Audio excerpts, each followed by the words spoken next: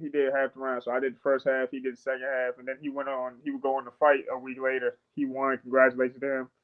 And then me and Brian just finished up with 8 and 6 rounders.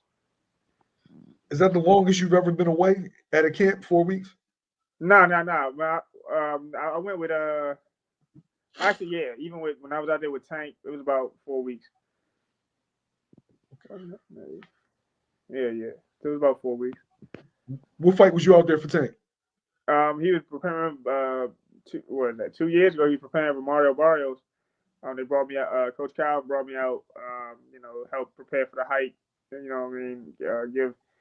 Give Tank that. Give him some tall work. So Um, so this was what my second camp in Vegas.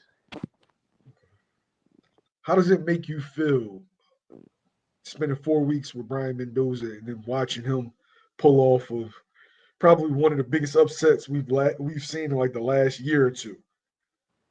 Yeah, it was cool.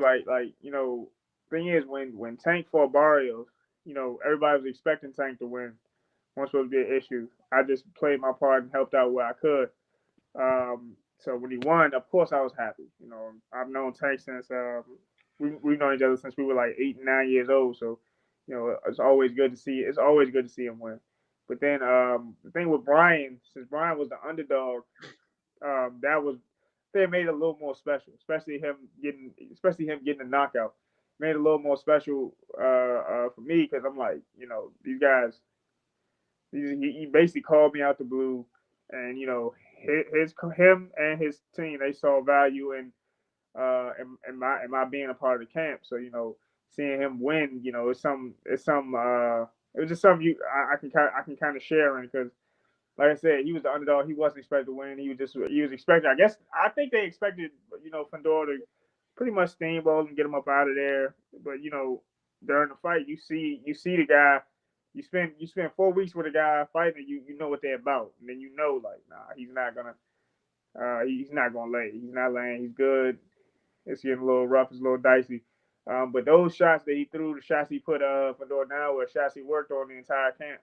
And Brian Mendoza is a very dedicated student, and he puts a lot of trust and faith in Mr. Salas, and it all worked out. Now, when you're helping somebody prepare or somebody's helping you prepare, do you mirror the fighter that they're going up against, or you just do what you do? And if you are paying for the sparring, do you want them to mirror the fighter that you're going up against? Well, let me say when I go to somebody's camp, um, even after our first sparring session, Brian was just like, just keep doing what you're doing, like that's gonna be fine, like. The thing, and the thing is that's more beneficial. I think that's more beneficial for the fighter who's preparing for a fight, anyways, because your sparring partners are giving you their best. If I were to be asked to do something that I don't typically do, if I can manage it, I will. But if not, I'm just saying like, this ain't what I do, bro. If y'all want some work, I got work for you. But y'all gotta let me bump how I know how I bump. But